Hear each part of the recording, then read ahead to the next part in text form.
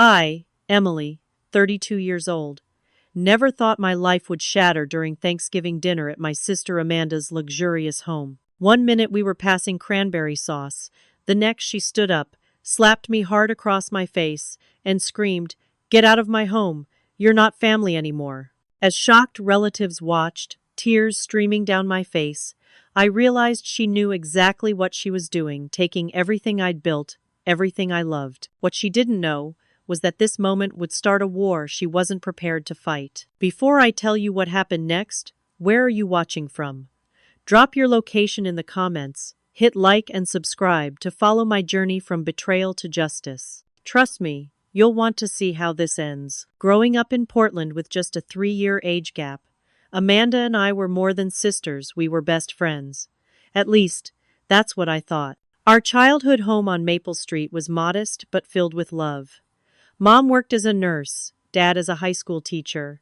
They weren't wealthy, but they gave us something more valuable: creativity and confidence. I discovered my passion for jewelry making in high school. What started as a hobby, creating pieces for friends, blossomed into a genuine business by the time I was 26. My brand, Ember Designs, specialized in custom jewelry using ethically sourced materials. Within 3 years, I had 6 employees, an online store that shipped internationally, and a small but beautiful workshop downtown. Success came through countless 18-hour days, maxed out credit cards, and pure determination. Amanda took a different path. She studied marketing at the State University and bounced between corporate jobs, never quite finding her footing. She married Richard when I was 29, a slick financial advisor with designer suits and a calculated smile that never reached his eyes. The wedding was extravagant, way beyond what Amanda could afford, but Richard insisted on making the right impression. I should have recognized the red flag. 5 years ago, our world collapsed when Mom and Dad died in a head-on collision with a drunk driver on their way home from their anniversary dinner. The grief was overwhelming. Amanda and I clung to each other, processing our shared loss. Their will divided everything equally between us. Amanda got the family home, while I received Dad's vintage car collection and Mom's jewelry, which inspired many of my designs. I thought grief had brought us closer.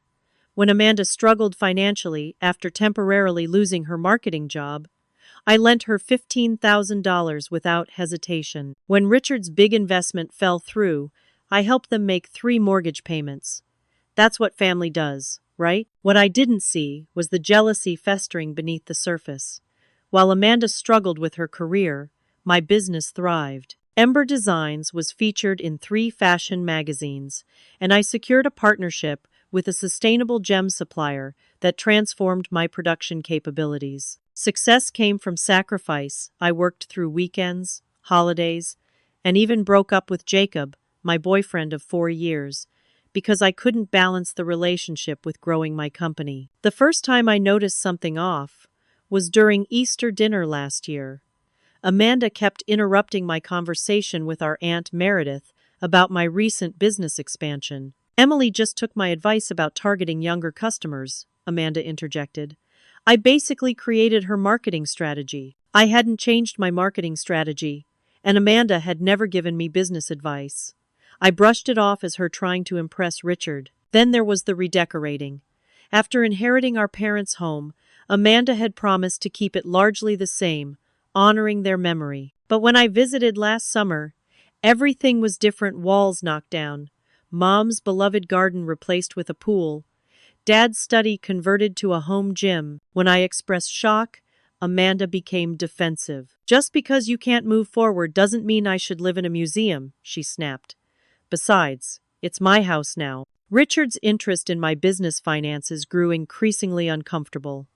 At family gatherings, he'd corner me with questions about revenue, profit margins, and expansion plans. I kept my answers vague, attributing his interest to professional curiosity. In reality, he was gathering information. The most concerning change was Amanda's relationship with her daughter, Lily. At 8 years old, Lily was creative and sensitive, more like me than her mother. We shared a special bond over crafting and stories. Amanda began limiting our time together, making excuses about Lily's busy schedule with new activities that always seemed to conflict with our planned visits. Our cousin Diane noticed the shift in Amanda's behavior at a family picnic last July. "Is everything okay between you two?" she asked privately. "Amanda seems different around you now." I assured her everything was fine, not ready to acknowledge the growing distance. Uncle Robert, our father's brother and the family patriarch since Dad's death, observed more than he said. During our monthly lunch, he mentioned casually, "Your sister seems to have expensive new tastes since marrying Richard." I nodded but didn't elaborate. Looking back, I should have seen what was coming. The subtle criticisms of my business decisions. The way Amanda began talking about my jewelry as cute little crafts in front of family. The strange comments about how I got lucky with my success while she did everything right but still struggled. The pieces were there, but I refused to assemble them into the painful picture they formed. I believed in family above all else. Mom and Dad had taught us that family is the foundation everything else builds upon. So when Amanda suggested we combine our skills, my design talent, and her marketing expertise to expand Ember Designs, I saw it as an opportunity to strengthen our bond and honor our parents' memory. "We could be unstoppable together, she said during a Sunday brunch at her house. Richard nodded enthusiastically from across the table. "Family businesses are the backbone of American success," he added. "I've guided several through extremely profitable transitions." I should have walked away right then. Instead, I smiled and said, "Let's talk details." That decision would cost me everything. The business partnership documents arrived via courier on a Tuesday morning, while I was working on a custom anniversary piece. The package was thick, nearly 30 pages of legal terminology. Amanda called just as I was opening it. "Did you get the paperwork?" "Richard's lawyer drafted it. He's the best in the city. Just standard stuff to protect us both," she said cheerfully. "We need it signed by Friday for the meeting with potential investors." I hadn't known about any investor meeting. When I mentioned this, Amanda sighed. "Emily, I told you last week. This is why we need me handling the business side. You're so focused on your creative work that you forget important details." I hadn't forgotten. She'd never mentioned investors. Still, I trusted her and was overwhelmed with a large order for a boutique in Chicago. I skimmed the documents, signed where indicated, and sent them back the same day. The biggest mistake of my life took less than 20 minutes. 3 weeks later, I received an email from my bank regarding changes to business accounts. Confused, I called my banker, Michael, who I'd worked with since starting Ember Designs. "Emily, someone with signing authority made significant changes yesterday," he explained.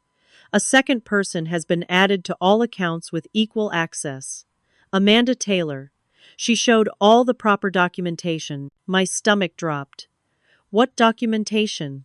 "The partnership agreement giving her 40% ownership of Ember Designs, with full financial authority." I drove straight to Amanda's house, the partnership document in hand.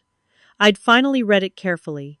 Hidden in the legal jargon was language, granting Amanda far more control than we'd discussed. Not just marketing oversight, but actual ownership and authority over business decisions, financial accounts, and even intellectual property. Amanda answered the door in workout clothes, seeming unsurprised by my unannounced visit. "We need to talk," I said, trying to keep my voice steady. "Of course," she smiled, leading me to her immaculate kitchen.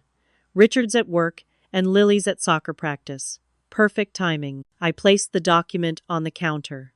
"This isn't what we discussed, Amanda. You said this was a collaboration, not you taking partial ownership of my company." She took a slow sip of water. "It's a standard agreement, Emily. I can't invest my time and expertise without proper protection." "Invest? You haven't invested anything yet. And 40% ownership for marketing advice is not reasonable." Her expression hardened. "Not reasonable? I've watched you stumble into success while I've done everything by the book without the same results. Do you know how that feels? Besides, Richard says Ember Designs will stagnate without proper business management. It's my company, Amanda. I built it from nothing. And now we'll build it together," she said with finality. "The papers are signed. If you have concerns, Talk to Richard's lawyer. I left feeling sick. When I contacted the lawyer, he explained that the agreement was indeed binding and would be very costly to challenge. I realized I'd need my own lawyer. But legal battles require money, money that was now partially under Amanda's control. The business account wasn't the only financial shock awaiting me. After our parents' death, Amanda and I had created a joint account for maintaining their memorial site at Riverside Cemetery. We each deposited $100 monthly for groundskeeping, flowers, and eventual headstone maintenance. When I checked the account to ensure automatic payments were processing correctly, the balance was $3,200 lower than it should have been. I called Amanda immediately. "There's money missing from Mom and Dad's memorial fund." "No, there isn't," she replied without hesitation. "You're just bad with money, Emily. Always have been." "Amanda, I'm looking at the statements. Over $3,000 is gone. I had to make some necessary adjustments to the memorial arrangement," she said vaguely. "Everything's taken care of." When I visited the cemetery that weekend, nothing had changed. No new arrangements, no additional services. The groundskeeper confirmed no extra work had been commissioned. Later that week, while dropping off birthday gifts for Lily, I noticed Amanda wearing a diamond tennis bracelet I hadn't seen before. When I complimented it, Richard mentioned it was a little anniversary gift he'd given her the previous month around the time the memorial fund withdrawals began. The final breaking point of this first phase came when I discovered Amanda had begun undermining me with family members. At Cousin Diane's baby shower, my Aunt Patricia pulled me aside with concern in her eyes. "Emily, honey, are you doing okay? Amanda mentioned you've been under tremendous stress with the business. She's worried about your stability." "My stability?" I repeated, confused. She mentioned mood swings, memory issues, even some concerning spending habits. "We're all here for you if you need help." I was stunned.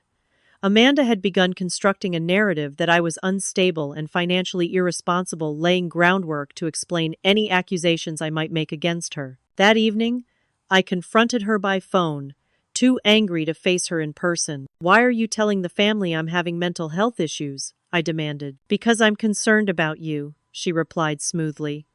"You've been forgetful, emotional, making accusations about missing money. It's not like you. This is manipulative and you know it," I said, my voice shaking. Her tone suddenly changed, dropping to a cold whisper. "Be careful, Emily. I'm trying to help you. But if you push this, I'll have no choice but to protect myself and the business. Don't forget who has family connections and legal resources. I can ruin you if necessary." The call ended with me in tears, finally accepting what I'd been denying. My sister, my only immediate family, was systematically betraying me. Within days, family members began treating me differently. Calls and texts became less frequent. Invitations dwindled.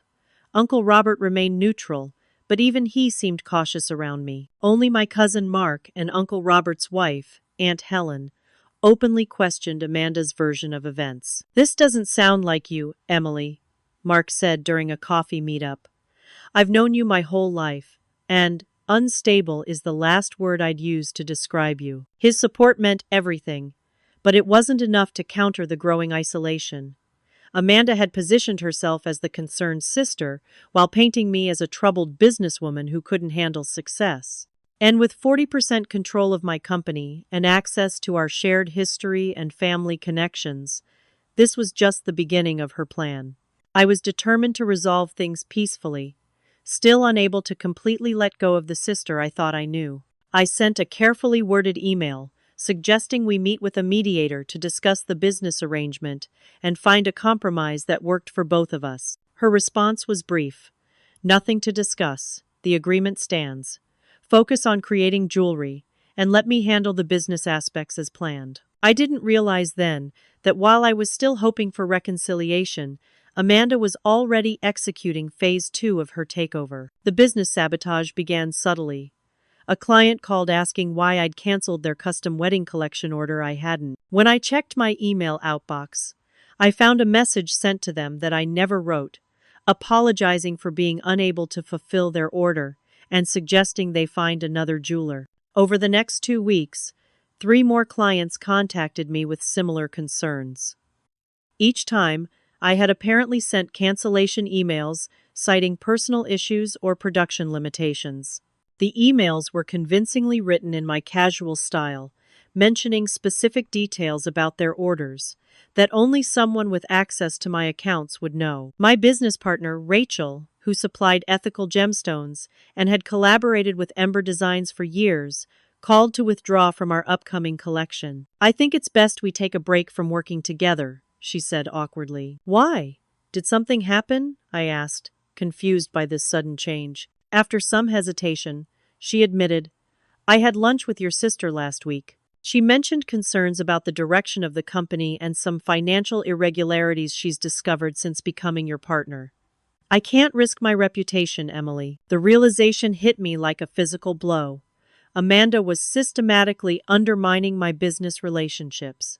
Before I could develop a counter strategy, things escalated dramatically. On a Tuesday morning in October, I arrived at my workshop to find the door lock broken and the space in disarray. My heart sank as I surveyed the damage. Design sketches for the spring collection were missing. My computer had been accessed, files opened, and presumably copied. Most disturbingly, prototype pieces for a major upcoming trade show were gone. The police officer who responded seemed skeptical when I suggested it might be connected to my sister. "Family disputes are common, ma'am, but jewelry theft usually involves strangers looking for quick cash. Any signs of forced entry at access points besides the main door?" There weren't. Whoever entered knew exactly where to go and what to take. Nothing of obvious monetary value was stolen, only intellectual property and designs. 2 weeks later, Amanda launched Radiance Collection, a jewelry line featuring designs strikingly similar to my stolen sketches. She promoted it heavily through her social media connections, never mentioning Ember Designs or our supposed partnership. The collection was positioned as her creative vision finally realized. When I called her, shaking with rage, she answered with perfect calm. "The designs are completely different, Emily. I've been developing this concept for months. If you see similarities, perhaps it's because you've been influenced by my aesthetic suggestions over the past year. You stole my work, Amanda. We both know it. Be careful making accusations without proof," she replied coolly. "That could be considered defamation." The personal betrayals cut even deeper. I lived in a converted industrial loft downtown, part of a building owned by a real estate company. What I didn't know was that Richard's investment firm had recently acquired the property through a subsidiary. This connection remained hidden until I received an eviction notice giving me 30 days to vacate due to planned renovations. When I contacted the management company, they regretfully informed me that the new owners had different plans for the building.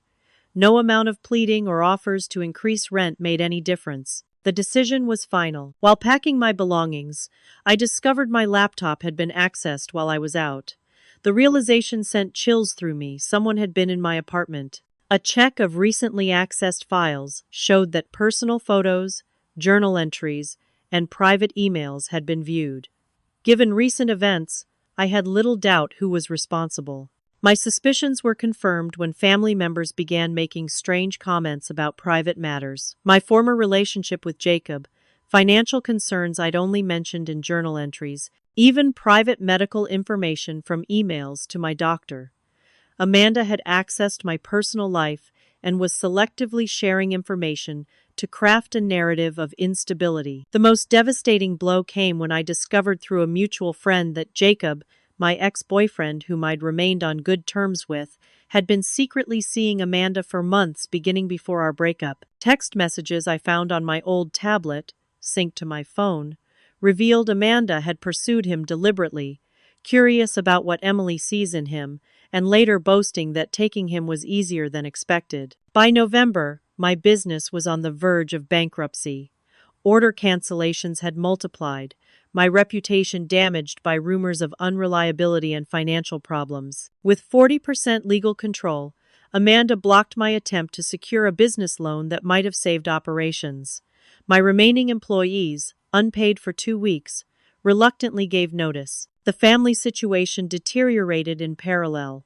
Thanksgiving was approaching, and for the first time, I received no invitation from any family member. When I called my Aunt Patricia, she awkwardly explained that Amanda was hosting and had concerns about drama if you attend in your current state. My apartment lost to eviction, business collapsing, and family turning away. I checked into a roadside motel with the few possessions I could fit in my car. That night, sitting on the edge of a sagging mattress beneath flickering fluorescent lights, I reached my breaking point. The panic attack hit without warning, chest tightening, breathing ragged, room spinning. I found myself curled on the bathroom floor, tears streaming as everything I'd built crumbled around me. For hours, I remained there, physically ill from stress and heartbreak. When morning came, I had two choices: surrender to Amanda's systematic destruction of my life, or fight back. Staring at my reflection in the cracked motel mirror, I made my decision. I would not go quietly. The call came unexpectedly, as I was applying for a barista position at a coffee shop, any job to keep afloat while figuring out next steps. Emily, it's Uncle Robert. Do you have time to meet today? 2 hours later, I sat in his book-lined study, hands wrapped around a mug of tea. Uncle Robert, Dad's older brother and a retired history professor, had always been the family's voice of reason. At 68, with kind eyes behind wire-rimmed glasses, he listened without interruption as I detailed everything that had happened. When I finished, he nodded slowly. I've suspected something wasn't right. Amanda's behavior changed dramatically after your parents died, but particularly this past year. Her lifestyle exceeds what her and Richard's jobs could support. You believe me? My voice cracked. Of course I do. You've never been anything but honest, even when it cost you. He leaned forward. Our guest room is yours for as long as you need it. No arguments. That night, I slept soundly for the first time in weeks. The next morning, Uncle Robert introduced me to his friend Sarah, a forensic accountant who specialized in fraud investigations. Robert explained the situation, Sarah said as we sat at the kitchen table. What you're describing, systematic financial manipulation, identity exploitation, intellectual property theft, these aren't just family squabbles. They're potentially criminal actions. Can you help me prove it? I asked. I can try. But first, we need to understand the full scope. This level of calculated behavior suggests it's not their first time. Sarah began investigating Richard's financial history, while I focused on gathering what evidence I could salvage. In Uncle Robert's basement, I found boxes of my parents' paperwork that he'd stored after their death tax returns, investment statements, insurance policies, and correspondence. Among them, I discovered the original draft of the business agreement Amanda had presented, with handwritten notes from Richard showing exactly how they planned to modify terms to gain control, while keeping changes subtle enough that I might not notice when signing. The document was dated 3 months before Amanda even suggested the partnership. More disturbing was finding evidence that Amanda had a history of manipulative behavior that the family had normalized. Letters from her college revealed academic probation for plagiarizing another student's work. A former employer's correspondence mentioned irregularities in client account management that led to her leaving the position, not being laid off as she'd claimed. Sarah's investigation yielded even more concerning results. Richard's investment firm was currently under quiet investigation by the Securities and Exchange Commission for potential fraud involving client funds. 3 former clients had filed complaints alleging mismanagement and unauthorized transactions. They're playing a dangerous game, Sarah explained. From what I can tell, they've been using your business's growing reputation and revenue to shore up some of their shakier investments. The timing of them taking control of your accounts coincides with heightened scrutiny of Richard's firm. Armed with this knowledge, I consulted with a lawyer specializing in fraud cases. Melissa Reeves had successfully prosecuted several high-profile financial crimes and agreed to meet as a favor to Sarah. You have the beginnings of a strong case, Melissa said after reviewing our evidence. The challenge will be proving intent versus simple misunderstanding of business agreements. If they claim you knowingly signed the documents and later regretted it, it becomes your word against theirs. What do I need? I asked. Concrete evidence of deliberate deception. Emails, texts, recordings where they discuss their plans or admit wrongdoing. Documentation showing the systematic nature of their actions. I began meticulously documenting everything while building a strategy. First, I needed to secure what remained of my business and personal assets. With Melissa's guidance, I 1. Created a new business entity under a different name, transferring my remaining designs and client relationships. 2. Set up new bank accounts at a different institution. 3. Changed all passwords and set up monitoring on my credit report. 4.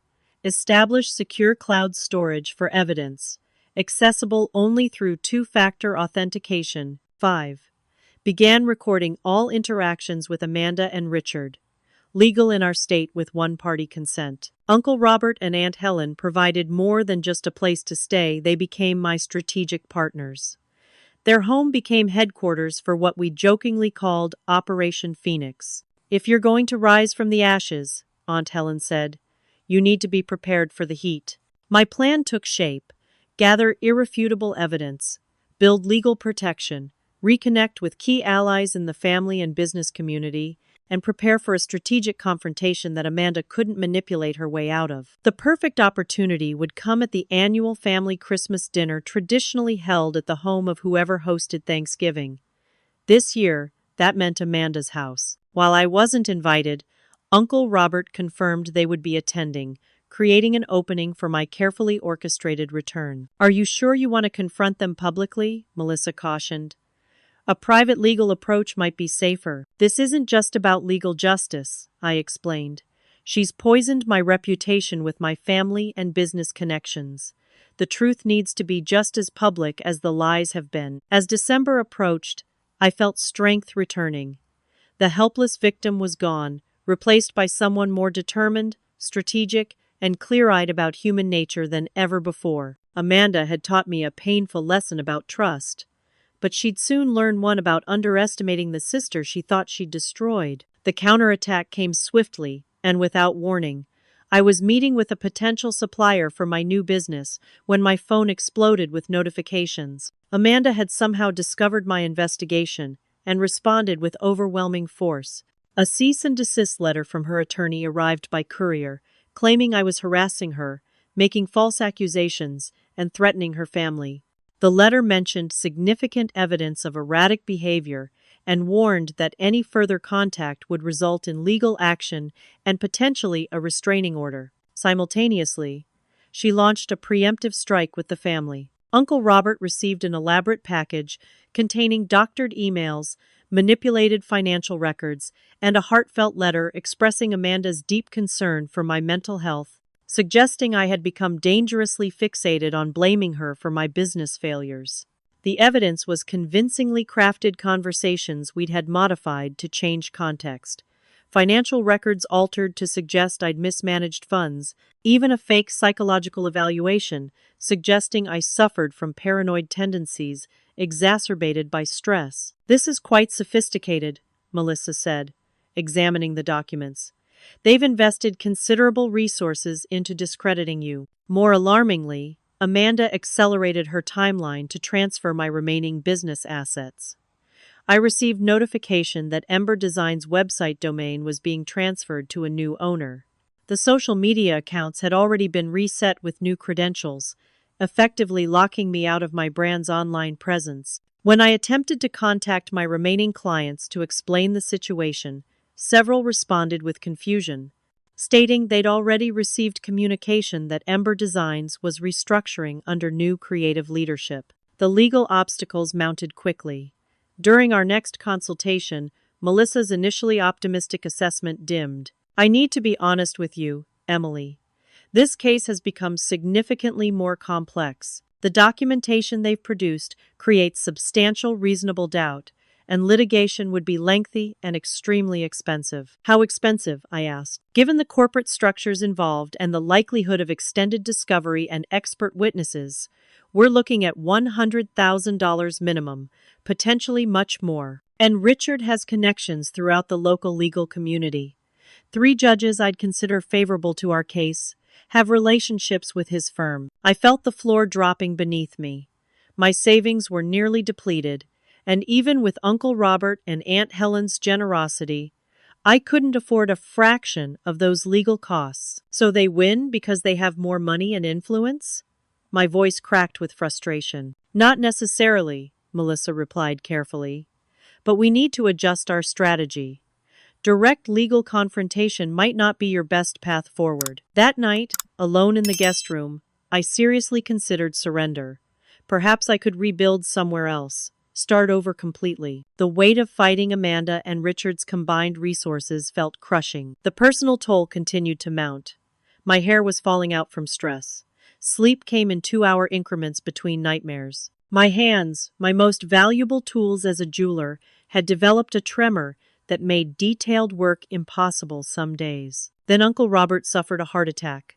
The doctors called it stress-induced cardiac event, not life-threatening but serious enough to require hospitalization. Though no one said it directly, the timing immediately after receiving Amanda's manipulative package suggested a connection. Sitting beside his hospital bed, watching machines monitor his heartbeat, I faced a moment of profound doubt. Maybe I should stop, I whispered, more to myself than to him. Uncle Robert's hand grasped mine with surprising strength.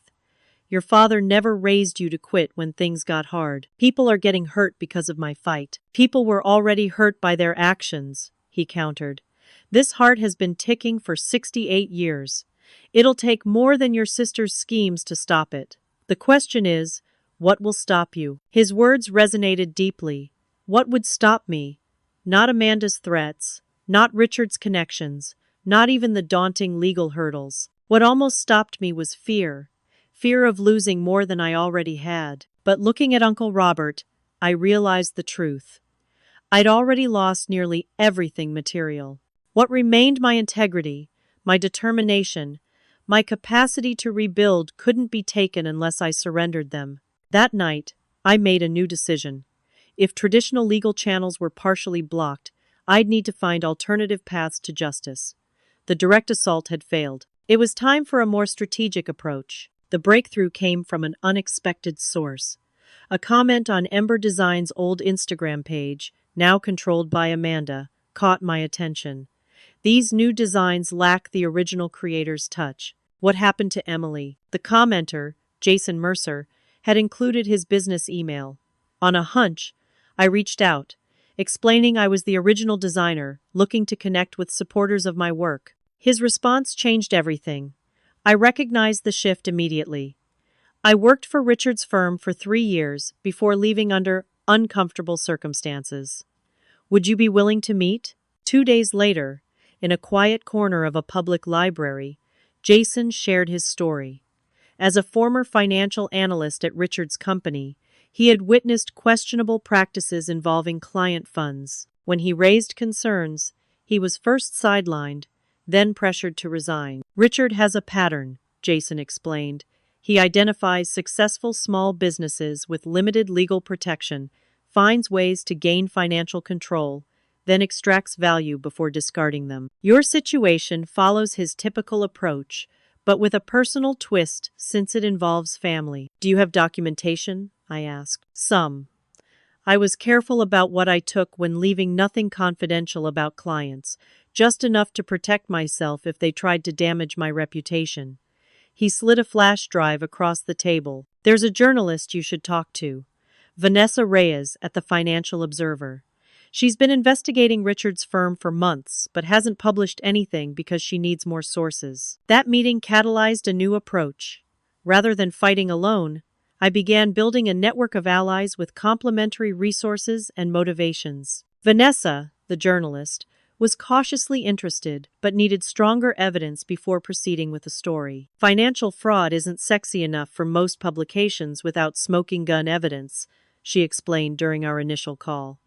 But the family angle makes it more compelling. If we can document the pattern clearly, there's definitely a story here. Through Sarah's financial industry contacts, we identified 2 other business owners who had experienced situations similar to mine partnerships with Richard's clients that resulted in loss of control and eventual asset stripping. Neither had pursued legal action, intimidated by the costs and Richard's connections. I just wanted to move on, explained Teresa Mendez. whose successful bakery had collapsed after a partnership with a Richard-connected investor.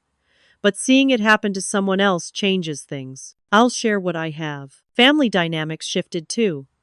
Cousin Mark, always skeptical of Amanda's version of events, began quietly reaching out to other relatives, sharing inconsistencies he'd noticed. Aunt Helen recovered photos from family gatherings, showing my consistent behavior over years, contradicting Amanda's claims of recent instability. The breakthrough with evidence came from technology. While Amanda had accessed my laptop, she didn't know about my automated cloud backups, a security measure I'd implemented after a hard drive failure nearly cost me a collection's worth of designs. These backups included emails, business documents, and design files with metadata intact, creating a verifiable timeline that contradicted her claims. More critically, I discovered that my phone had automatically backed up text messages exchanged with Amanda, including conversations where she had made veiled threats and revealing statements like, "You never understood business like I do. Sometimes taking control means taking what isn't offered." The most damning evidence emerged when Sarah's forensic analysis uncovered unusual patterns in Richard's firm's handling of client funds. Patterns that aligned perfectly with Amanda's sudden financial liquidity and the timing of their efforts to gain control of Ember Designs. They needed your business's legitimate revenue stream and reputation to cover problematic investments, Sarah explained. It wasn't just greed, it was necessity. Their financial house of cards needed your solid foundation. My new business began taking shape under the name Phoenix Artistry. With a small loan from Uncle Robert and support from industry connections who knew my work, I secured a small workshop space and began creating again. The tremor in my hands diminished as my confidence returned. Each completed piece felt like reclaiming a piece of myself. Legal momentum shifted unexpectedly when Judge Carlton Marsh, assigned to potentially hear any case I might bring, recused himself due to a previously undisclosed conflict of interest with Richard's firm. His replacement, Judge Anita Washington, had a reputation for strict adherence to ethical standards and no connections to Richard's network. Melissa's assessment of our case improved dramatically. With the additional evidence and a favorable judge assignment, we have a much stronger position. I still recommend attempting to resolve this before full litigation, but now we're negotiating from strength, not weakness. The plan for confrontation at the family Christmas dinner took final shape.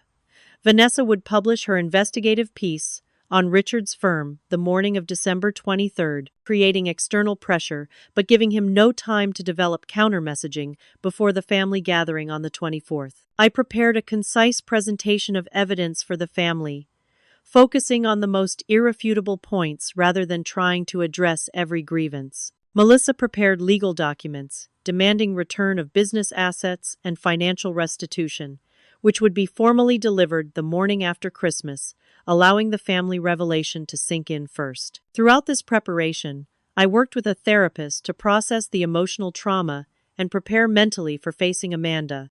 The weekly sessions helped me separate legitimate business grievances from the deeper pain of family betrayal. Your goal can't be making Amanda suffer, my therapist emphasized. That just continues the cycle.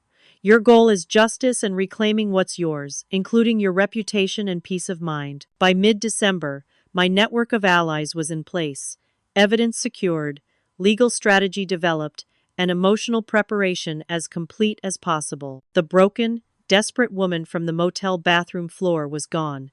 In her place stood someone stronger, wiser, and ready to face what came next. The day before the confrontation, Uncle Robert, fully recovered and determined to witness justice, asked if I was nervous. Not about the evidence or the outcome, I replied truthfully.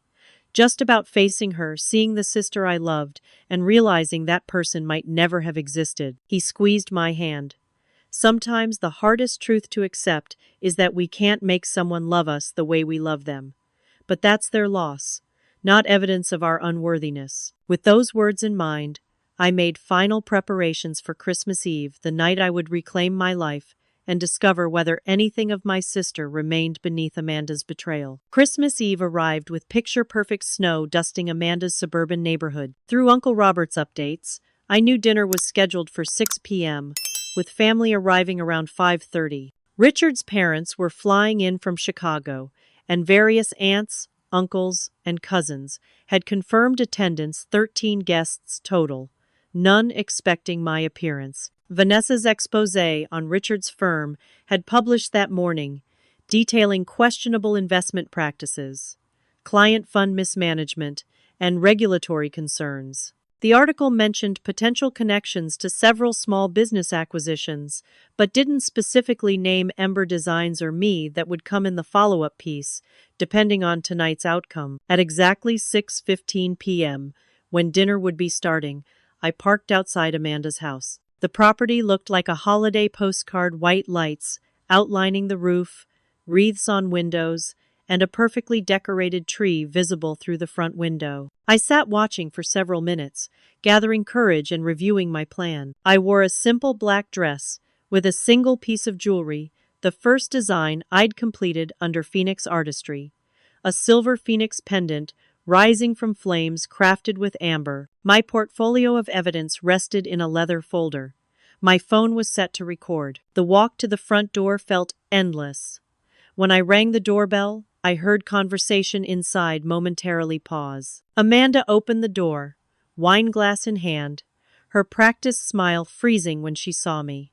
She recovered quickly, eyes darting to the street behind me, as if checking whether I'd come alone. "Emily, this is unexpected." Her voice carried forced lightness.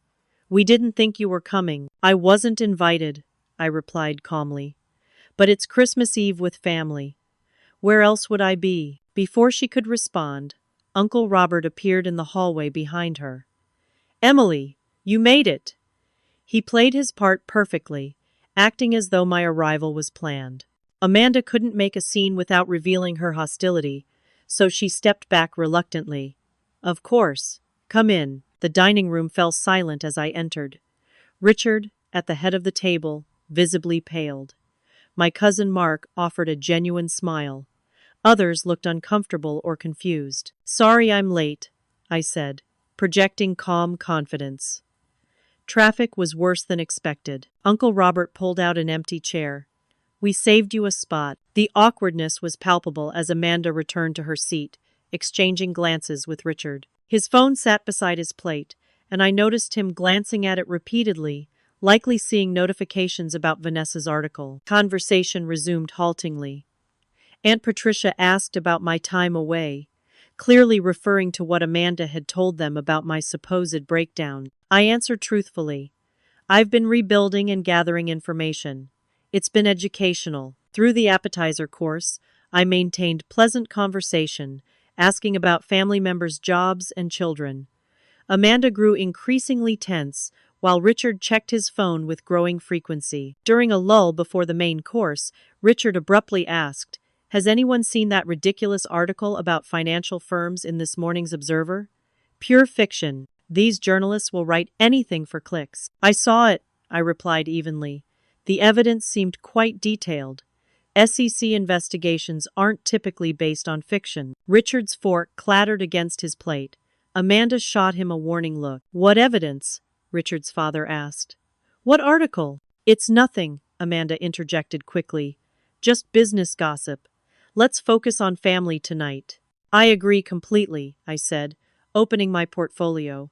"Family is why I'm here." I placed a document on the table, the original partnership agreement with Richard's handwritten notes, detailing how to structure it to gain control without my knowledge. "Speaking of family, I found this interesting.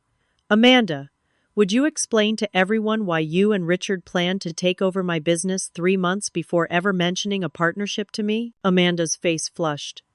That's not what that is." "It's exactly what it is," Uncle Robert confirmed, examining the document. Richard's handwriting, dated March 15th. The partnership wasn't proposed until June. I placed a second document down, bank statements, showing transfers from my business accounts to an LLC controlled by Richard. "Or perhaps you could explain these transfers?" Over $200,000 moved from Ember Designs to Horizon Investments after you gained account access. Richard stood abruptly. "This is inappropriate dinner conversation. Emily, you're clearly still struggling emotionally. Perhaps you should leave. I'm not going anywhere, I replied firmly. And I'm not the one struggling. Your firm is under SEC investigation. 3 former clients have filed complaints, and Vanessa Reyes at the Financial Observer has documentation of your pattern of targeting small businesses. Amanda's composure cracked. You've been talking to journalists? About family matters? About fraud, I corrected. Which doesn't become legal just because it's family doing it. I turned to the table at large. I apologize for disrupting dinner, but you all deserve the truth. Amanda and Richard systematically took control of my business, stole my designs, damaged my reputation, and attempted to isolate me from everyone in this room. I placed more evidence on the table: the falsified emails Amanda had created, forensic analysis showing when and how they were modified, documentation of the workshop break-in, and financial records revealing the true state of Richard's business. Richard's father, a retired accountant, picked up the financial documents with a deepening frown. Richard, what am I looking at here? These transactions. Dad, don't, Richard began, but his father cut him off. These are client funds being misallocated. I taught you better than this. The room erupted in overlapping conversations as family members examined different pieces of evidence.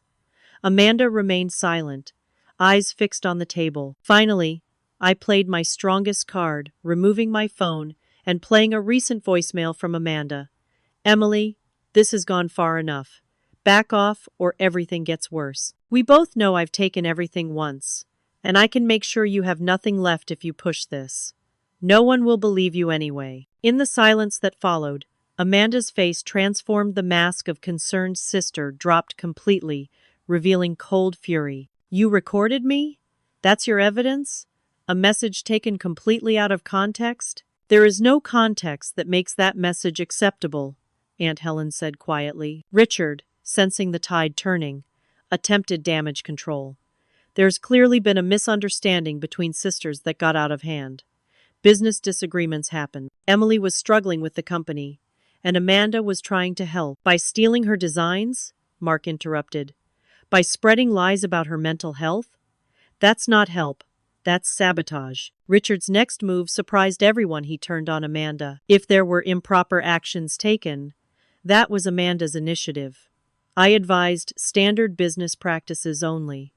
Any ethical boundaries crossed were without my knowledge. Amanda's gasp was audible. Are you serious right now? This was your plan from the beginning.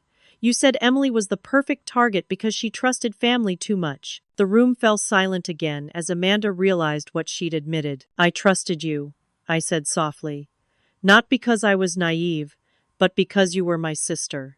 I would have given you anything if you'd just asked instead of taking. Amanda's composure shattered completely. Given me?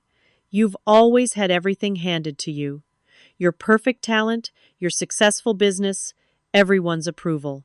What about me? I did everything right. College, marriage, career path, and still ended up struggling while you thrived making jewelry. It wasn't fair, so you decided to take what was mine? I decided to level the playing field, she hissed. And it worked. Until you couldn't accept losing for once. Richard grabbed his coat. This conversation is over. We'll address any concerns through proper legal channels. The police are already in proper channels, I replied calmly.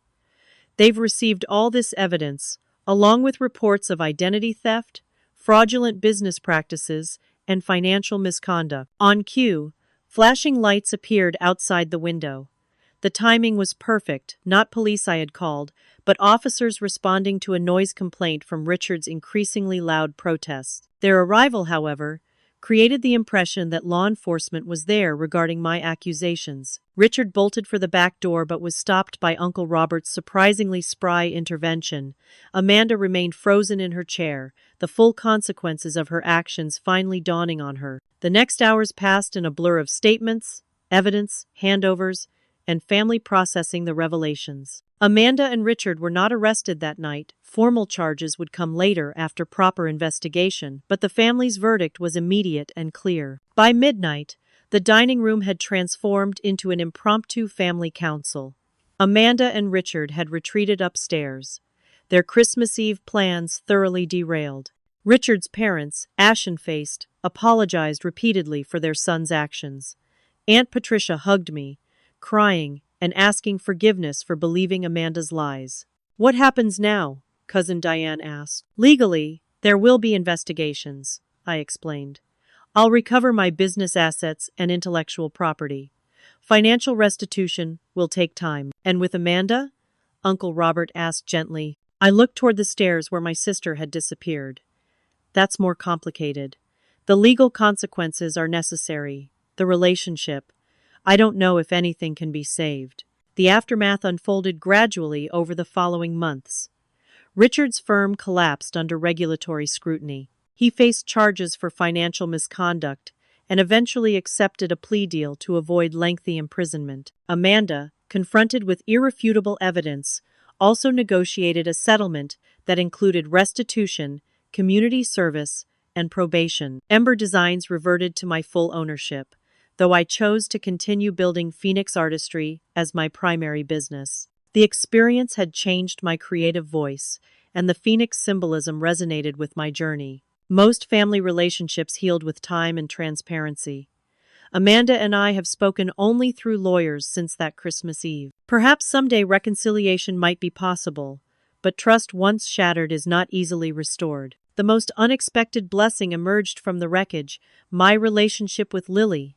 After lengthy discussions with child psychologists and family court, I was granted regular visitation with my niece despite Amanda's objections. Watching Lily develop her own creative talents became a profound joy in my life. If you're facing betrayal by someone you thought you could trust unconditionally, remember this: the pain is real and valid. The recovery is neither quick nor linear. But with truth as your foundation, you can rebuild something stronger than what was taken from you. What family betrayals have you witnessed or experienced? Have you ever had to stand up against someone who thought they'd already defeated you? Share your stories in the comments below. If this story resonated with you, please subscribe and hit the like button. Every week, I share true stories of overcoming life's most challenging moments. Thank you for joining me on this journey. Remember that your worth isn't determined by those who fail to value you, but by your courage to rise when everything seems lost.